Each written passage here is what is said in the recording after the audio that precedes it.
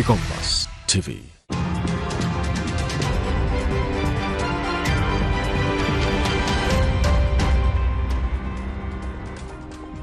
Saudara, 3 polisi dilaporkan tewas saat mencoba membubarkan pengunjuk rasa dan membuka blokir jalan di selatan Bolivia, Rabu waktu setempat. 3 polisi yang tewas jadi korban aksi unjuk rasa yang sudah berlangsung lebih dari 1 pekan yang digelar pendukung mantan Presiden Bolivia, Evo Morales. Pemblokiran jalan dilakukan para pendukung Evo Morales yang kecewa mantan Presiden Bolivia tersebut tidak diizinkan lagi untuk mengikuti pemilihan presiden. Pemerintah Bolivia menyebut aksi pemblokiran jalan telah menyebabkan sejumlah kendaraan pengangkut makanan dan bahan bakar tak bisa melintas dan menyebabkan kerugian mencapai 100 juta dolar Amerika Serikat.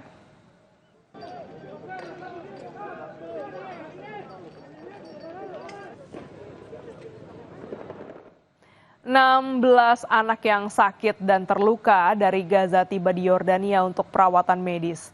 12 anak dievakuasi melalui jembatan Raja Hussein dan 4 anak melalui helikopter yang mendarat di Bandara Militer Marka. Para pasien didampingi oleh 48 orang anggota keluarga, di antara kelompok ini 10 anak menderita kanker. Sejak 4 Maret tahun ini, saudara, 57 anak yang sakit dan terluka telah dievakuasi dari jalur Gaza untuk dirawat di rumah sakit swasta dan pemerintah Yordania bekerja sama dengan Organisasi Kesehatan Dunia.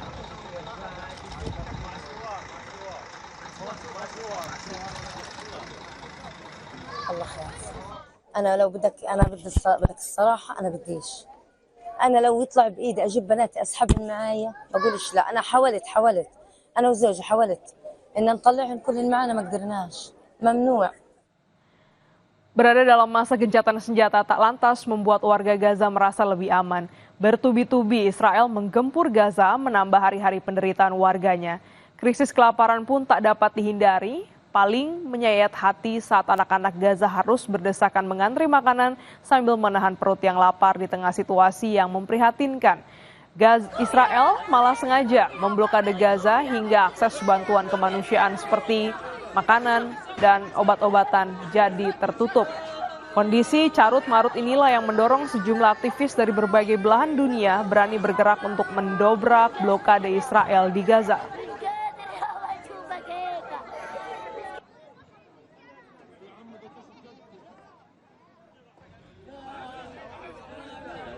Krisis kemanusiaan yang terjadi di jalur Gaza betul-betul memprihatinkan.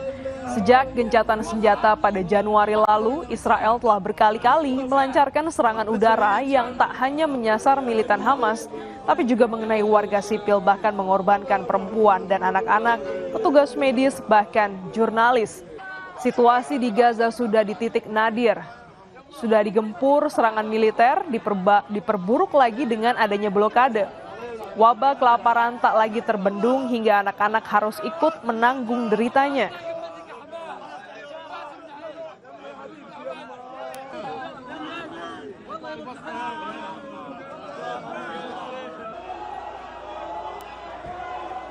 ابنك هذا عاقل غلبان مسكين طالع يجيب رحيل لاقته 3 ابل ناصر وجميل وباسل وهو عنده 4 اولاد غلبان نيل والله ما هو بلاقي ياكل راح يجيب لهم طحين باد.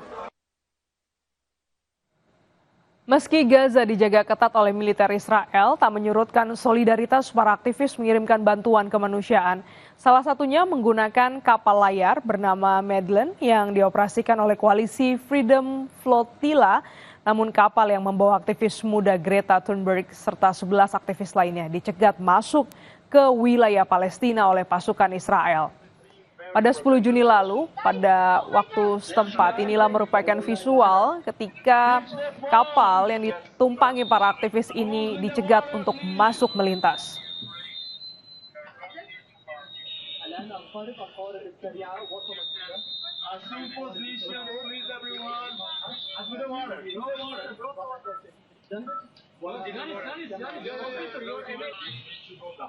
If you see this video, we have been intercepted and kidnapped in international waters by the Israeli occupational forces or forces that support Israel. I urge all my friends, family and comrades to put pressure on the Swedish government to release me and the others as soon as possible. Sebanyak 14 orang termasuk 4 anak-anak terluka akibat serangan pesawat tak berawak milik Rusia di Kharkiv, Ukraina pada Kamis malam. Wali kota Kharkiv mengatakan kota ini dilanda 2 serangan pesawat tak berawak terpisah yang menyebabkan kebakaran dan kehancuran di 3 distrik. Layanan darurat negara Ukraina membagikan video yang memperlihatkan kehancuran, mobil-mobil terbakar dan penduduk setempat dibantu untuk mengungsi dari rumah mereka.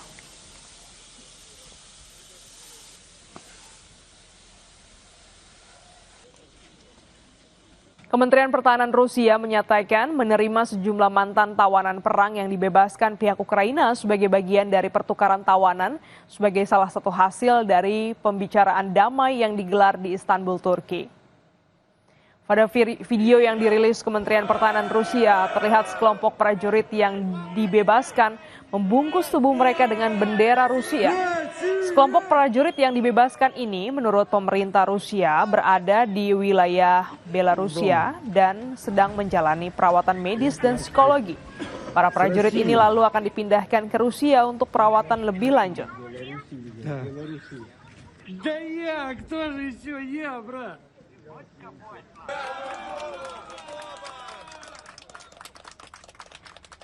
Warga Rusia merayakan Hari Nasional yang menandai kedaulatan Rusia pada tahun 1990 saat masih jadi bagian Uni Soviet dengan menggelar sejumlah festival dan konser musik.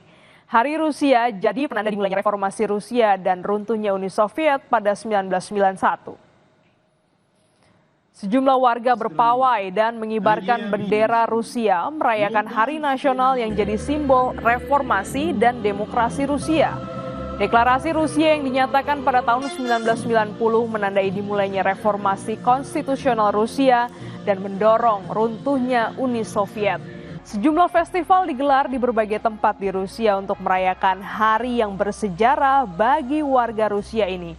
Warga pun menikmati sejumlah konser musik di berbagai tempat dan juga menikmati kebersamaan.